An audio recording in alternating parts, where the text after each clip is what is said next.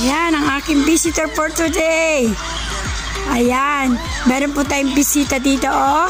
Meron akong toddler na po. Ayan na walang iba kundi ang aking si AC Bunining na nanonood ng zombie. Ay, hi, Bunining! Hello! Bunining! Say hello to everyone! AC, hi!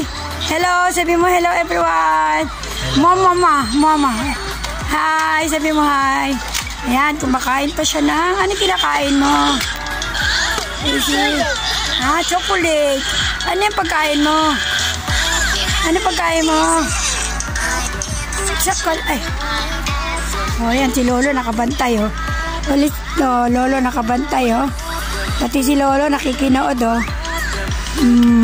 Yan. O, Lolo, bantay mo muna yan. Masaing ako, ah. AC, dyan ka lang, ah.